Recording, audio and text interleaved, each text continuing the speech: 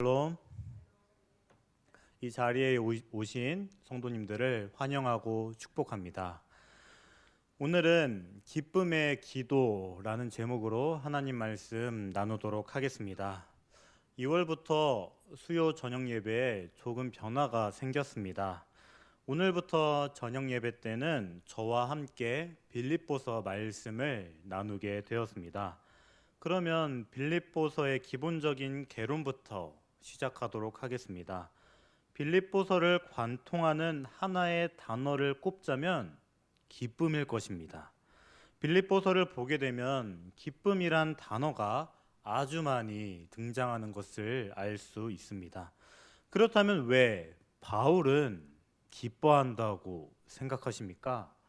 우리는 흔히 기뻐할 만한 상황일 때 기뻐합니다.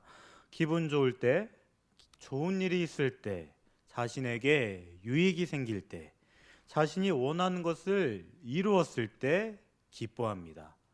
그렇다면 바울도 그러했기에 기뻐했다고 생각하십니까? 바울의 입장에선 어떨지 몰라도 객관적으로 보았을 때 바울은 기뻐할 수 없었습니다. 왜냐하면 바울은 감옥에 있었을 때 빌립보서를 기록했기 때문입니다. 여기 계신 성도님들은 바울의 서신서에 대해서 옥중서신이란 단어에 대해 들어보셨을 것입니다. 옥중서신이란 말 그대로 감옥 생활 중에 기록된 편지라는 뜻입니다. 즉 바울은 빌립보서를 기록했을 때 투옥 중이었던 것입니다. 우리가 빌립보서를 옥중서신이라 판단하는 근거는 1장 13절과 17절에 매임이란 단어 때문입니다. 그러나 바울이 빌립보서를 감옥에서 쓴 것은 분명하지만 사실 어느 감옥인지는 분명치 않습니다. 바울은 많은 박해를 직면했으며 여러 번의 투옥을 경험했습니다.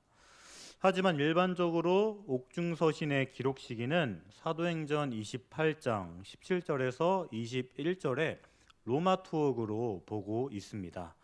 그리고 사도행전 말씀을 보면 바울이 처한 상황 또한 알 수 있습니다. 제가 간단하게 말씀을 드리자면 바울은 자신을 지키는 군인과 함께 있었고 특정한 날을 정하여 아침부터 저녁까지 강론하며 하나님 나라를 증언했습니다. 또한 모세의 율법과 선지자의 말을 가지고 예수님에 대해 전하기도 했습니다. 약 2년 동안 바울은 자기 셋집에 머물면서 오는 사람을 영접하고 하나님 나라를 전파했습니다. 그리고 예수 그리스도에 관한 것을 담대하고 거침없이 전하였습니다. 즉 바울이 투옥된 상황은 감옥에서 아무런 행동도 할 수 없던 상황은 아니었습니다. 약간의 자유가 보장되며 자신이 세운 교회들을 돌아볼 수 있는 상황이었습니다.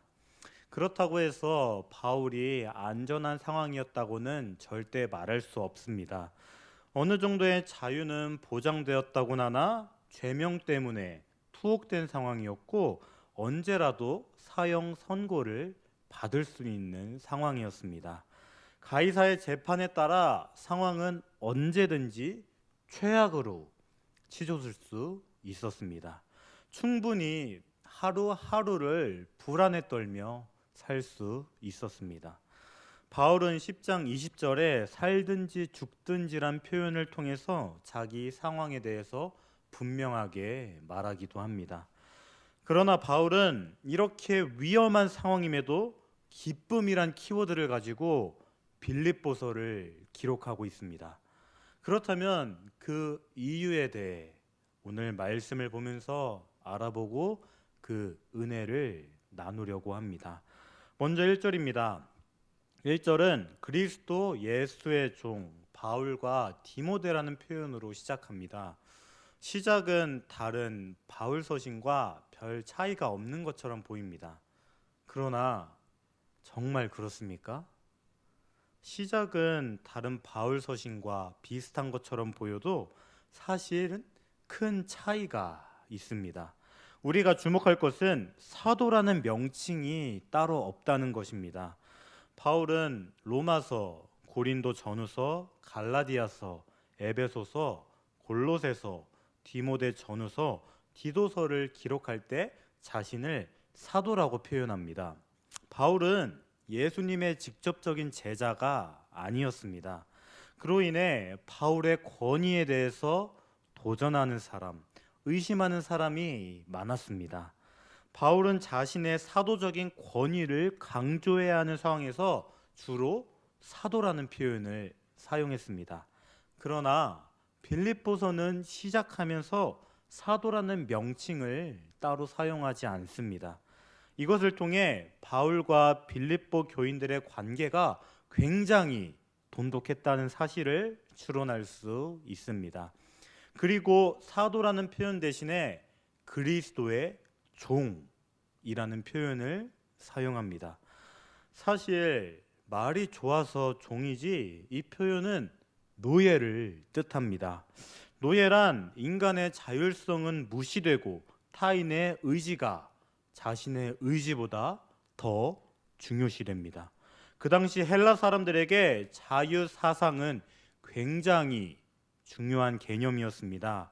헬라 철학에서 중요한 개념 중에 하나는 개인의 자유였습니다.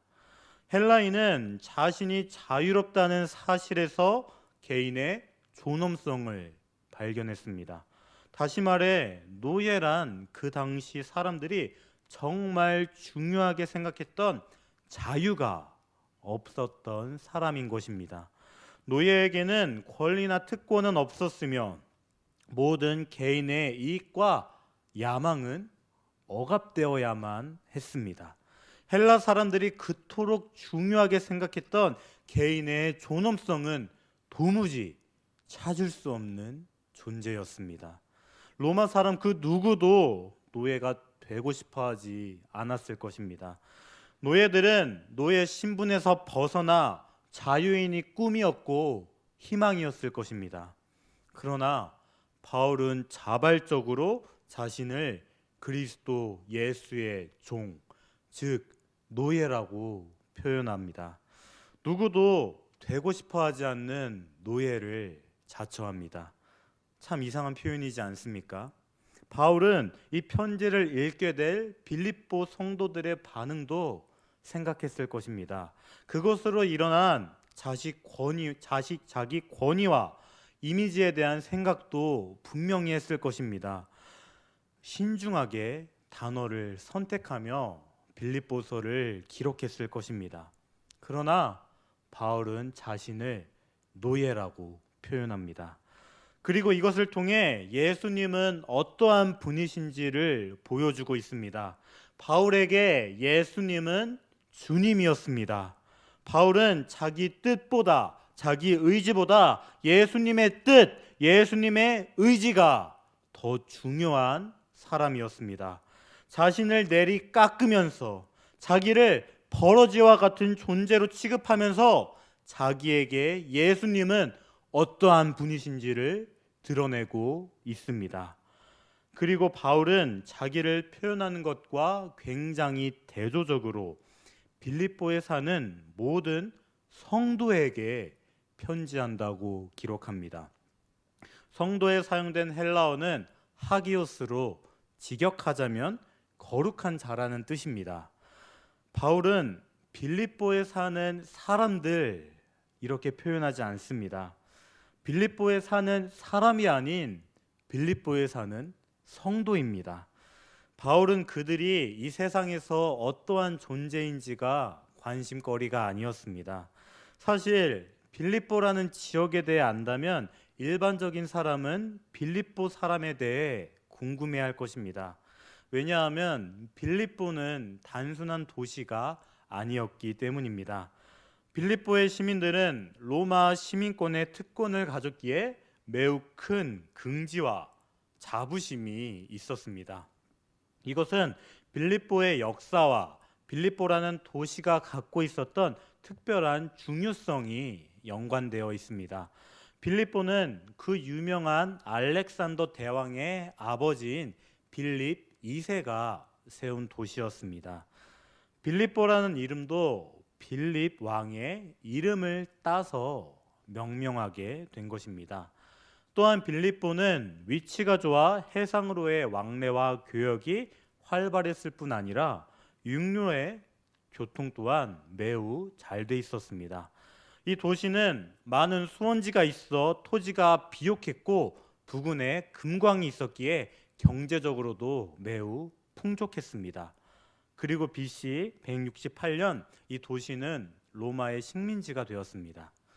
후에 로마와 동방을 이어주는 도로가 생기면서 빌립보는 군사적, 정치적 매우 중요한 요충지가 되었습니다. 또한 빌립보 시민들이 자부심을 갖게 되는 역사적 사건은 두 가지가 있습니다. 첫 번째 사건은 브루투스 카시우스의 공화국 군대와 옥타비아누스 안토니우스 군대가 서로 전쟁한 사건입니다. 이 전쟁에서 승리한 옥타비아누스는 자기 휘하의 장교들과 군인들을 빌립보에 정착시키게 되었습니다. 그리고 두 번째 사건은 BC 31년 옥타비아누스와 안토니우스 사이에 벌어진 악티움 해전입니다. 여기에서도 옥타비아누스는 승리하며 로마 제국의 첫 번째 황제가 되었습니다. 그리고 빌립보는 중요한 군사 기지가 되었고 퇴역 군인들이 그곳에 살기 시작했습니다. 그래서 빌립보를 특별한 로마의 식민지로 만들고 그곳 사람들을 로마의 시민으로 대우했습니다. 그리고 이탈리아 반도 내에 로마인들에게 부여했던 동일한 특권도 그들에게 부여했습니다. 이러한 역사적 배경 때문에 빌립보 사람들은 아주 대단한 특권을 누리게 되는 사람들이었습니다. 한마디로 빌립보는 제2의 로마였던 것입니다. 그렇기에 당연히 빌립보 시민들은 로마 시민으로서의 긍지도 대단했을 것입니다. 그들은 빌립보를 자랑했고 로마의 시민이 된 것을 자랑했으며 로마의 관습과 정신을 따르고 로마법을 준수하는 것을 영광으로 생각했습니다. 실제로 사도행전 16장 12절에서 40절 말씀을 보면 이러한 빌립보의 모습이 잘 드러내어 있습니다. 가장 대표적인 말씀인 사도행전 16장 21절 말씀 다 같이 찾아보도록 하겠습니다. 사도행전 16장 21절입니다.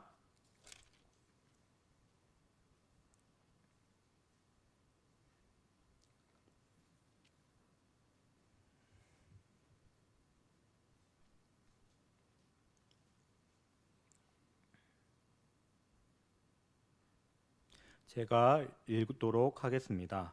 로마 사람인 우리가 받지도 못하고 행하지도 못할 풍속을 전한다 하거늘. 아멘.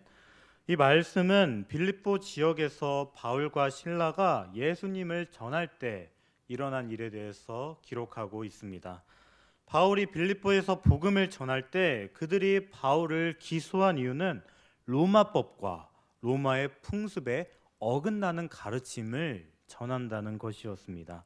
즉 빌립보 사람들에게 빌립보 시민, 로마 사람이라는 것은 굉장히 큰 자부심이었습니다. 하지만 바울은 빌립보 사람들에게 어떠한 단어를 쓰고 있습니까? 바로 성도입니다. 성도란 거룩한 사람입니다. 그리고 거룩은 구별을 뜻합니다. 바울은 빌립보 사람들이 예수님을 믿음으로 어떠한 존재가 되었는지를 보여주고 있습니다. 행정적으로 그들은 빌립보인이었습니다. 하지만 그리스도 예수 안에서 빌립보 사람들은 성도가 되었습니다. 구별된 하나님의 거룩한 백성이 된 것입니다. 사랑하는 성도님들, 제가 방금 말했듯이 우리는 교회 안에서 성도라는 표현을 자주 사용합니다. 우리가 사용하는 성도와 오늘 말씀에서의 사용된 성도는 차이가 없습니다. 성도란 예수 그리스도 안에서 구별된 거룩한 사람들입니다. 세상의 평판, 위치 이런 것들은 예수님 앞에서 아무런 쓸모가 없는 것입니다. 그러나 우리는 자꾸 세상의 기준으로 사람을 판단합니다. 자신이 그리스도 안에서 어떠한 존재인지를 자꾸 망각합니다. 세상의 기준으론 도저히 판단할 수 없는 구별된 존재임에도 그렇게 살아가지 않습니다. 예수 그리스도 안에서 성도가 아니라 세상 속에서 사람으로 살아갑니다. 세상의 지위와 업적을 자랑합니다. 교회 안에서 그리스도를 닮아가는 성도로서 존중받으려는 것이 아니라 자신의 신분, 위치, 직위로 존중받으려 합니다. 세상의 방법으로 자신을 높이려 합니다. 그러나 사랑하는 성도님들, 우리는 예수 그리스도 안에서 모두 똑같은 성도입니다. 세상의 기준과 상식으로는 도저히 판단할 수 없는 그러한 존재들입니다. 날마다 예수님의 성품을 닮아가며 하나님의 말씀에 순종하는 그러한 존재입니다. 교회 안에서 누구 하나 더 못나지 않고 더 잘나지 않는 동일한 성도입니다. 혹시 자신이 이룬 업적이 교회 안에서는 아무런 의미가 없다 하여 실망하셨습니까? 걱정할 필요가 없습니다. 그것보다 더 중요하고 값진 것이 우리에게 주어집니다. 하나님 우리 아버지와 주 예수 그리스도로부터 은혜와 평강이 우리에게 풍성하게 있을 것입니다. 이 사실을 꼭 잊지 않고 살아가시기 바랍니다. 그리고 빌립보 성도들을 향한 바울의 편지는 계속됩니다. 3절은 바울은 내가 너희를 생각할 때마다 나의 하나님께 감사하며 이러한 말을 합니다. 여기에서 바울은 이해하기 힘든 말을 합니다. 바울은 빌립보 성도들을 생각할 때마다 하나님께 감사한다고 말합니다. 앞서 말했듯이 바울은 현재 투옥되어 있으며 재판 결과에 따라 목숨을 잃을 수도 있는 상황입니다. 그의 몸은 매여 있는 상황이었습니다. 그럼에도 바울은 하나님께 감사한다고 말합니다. 성도님들은 왜 바울이 감사한다고 생각하십니까? 바울이 빌립보 교인과의 만남이 감사하다고 생각하십니까? 아니면 빌립보 성도와의 추억 때문에 감사하다고 생각하십니까? 모두 아닙니다. 물론 이것들 포함될 수 있지만 성경은 그렇게 표현하지 않습니다. 바울의 감사는 단순히 빌립보 사람들에 대한 애틋한 추억에서 우러난 것이 아니었습니다. 바울은 빌립보 성도들이 첫날부터 이제까지 복음을 위한 일에 참여했기에 하나님께 감사한다고 말합니다. 게다가 바울은 하나님께 감사하는 것으로 끝나지 않습니다. 4절을 보면 간구할 때마다 너희 무리를 위하여 기쁨으로 항상 간구함은 이렇게 기록되어 있습니다. 여기에서 기쁨이라는 단어에 우리는 주목해야 합니다. 바울이 지금 기뻐할 수 있는 상황입니까? 우리의 생각으로는 도저히 기뻐할 수 없습니다. 바울은 현재 재판을 기다리는 죄수의 모습입니다. 내일이 보장되지 않는 그러한 상황입니다. 오히려 불안과 초조함으로 하루하루를 살아가는 것이 당연했습니다. 그럼에도 바울은 기뻐합니다. 왜냐하면 빌립보 성도들이 복음을 위한 일에 참여하고 있었기 때문입니다.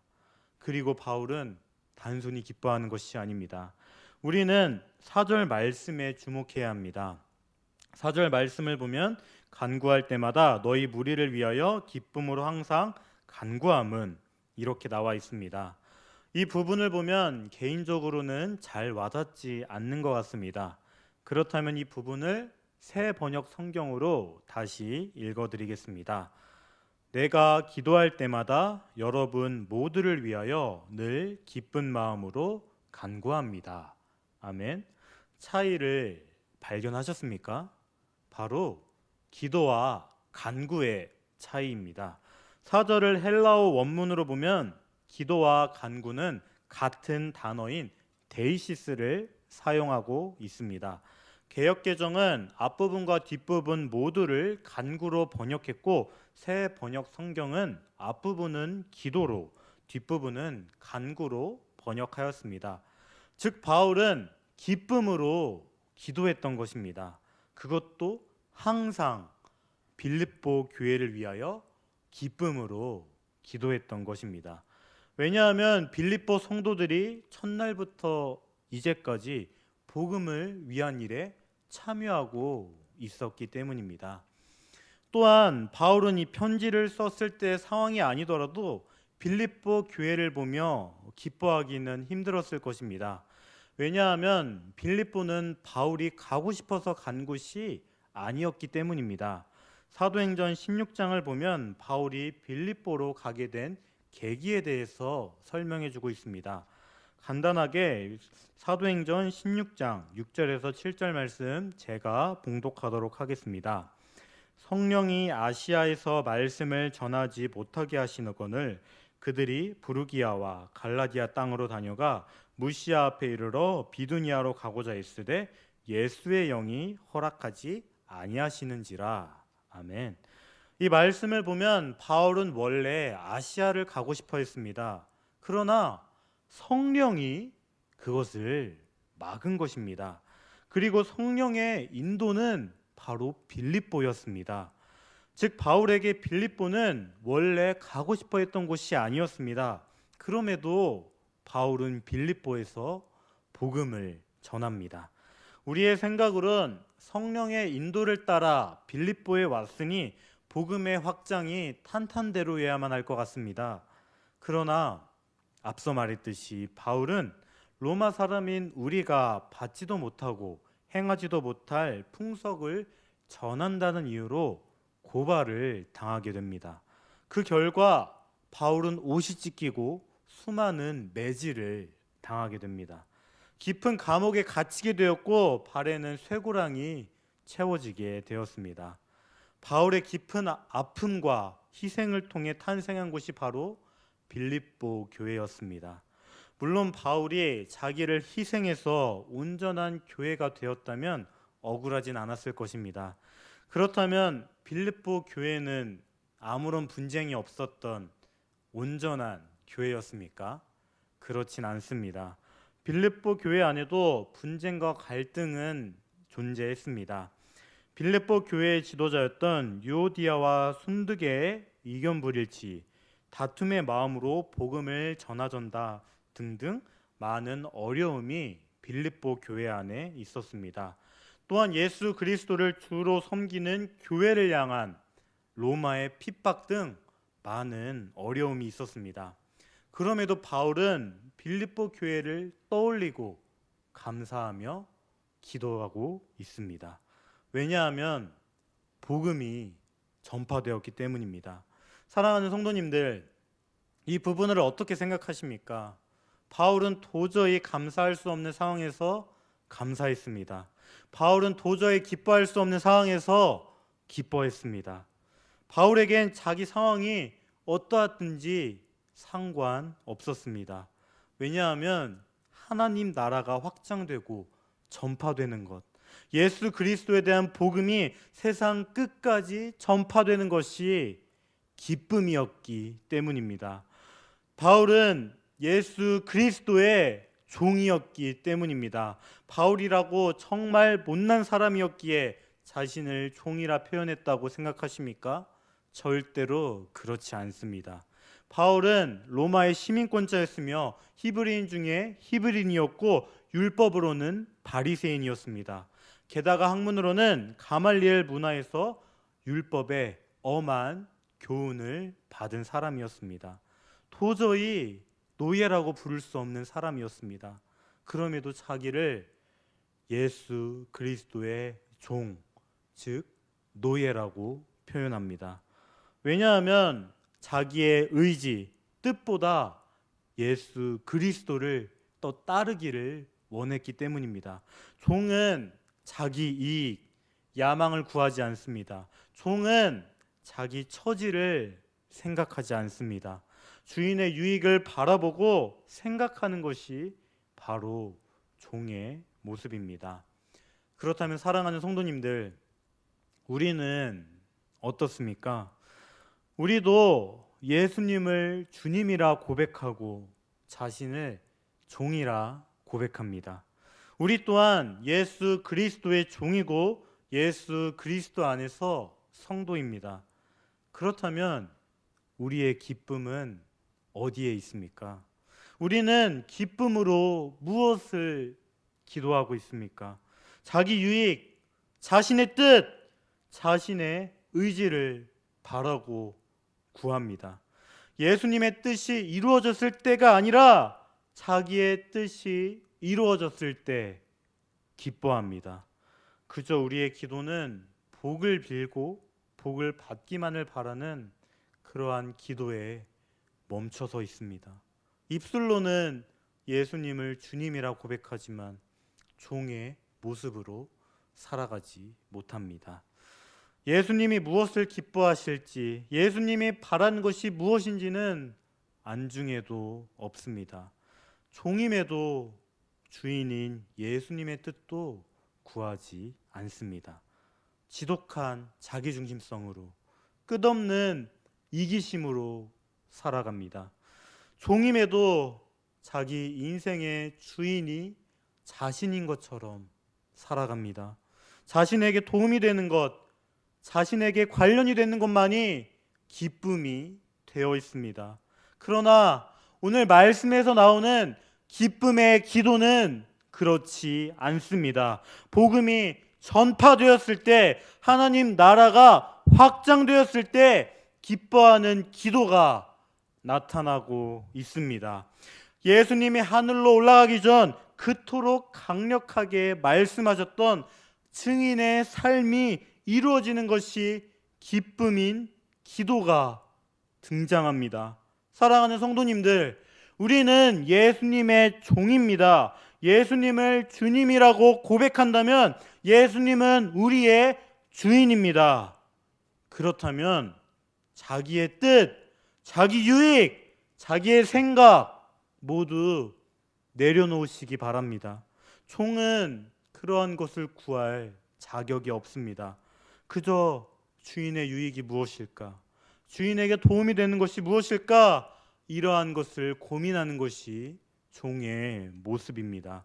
초점이 자기 자신이 아닌 주인에게 맞춰져 있는 것이 바로 종입니다. 그렇다면 우리의 기쁨은 어디에 있습니까? 바로 예수님의 기쁨이 우리의 기쁨이어야 합니다.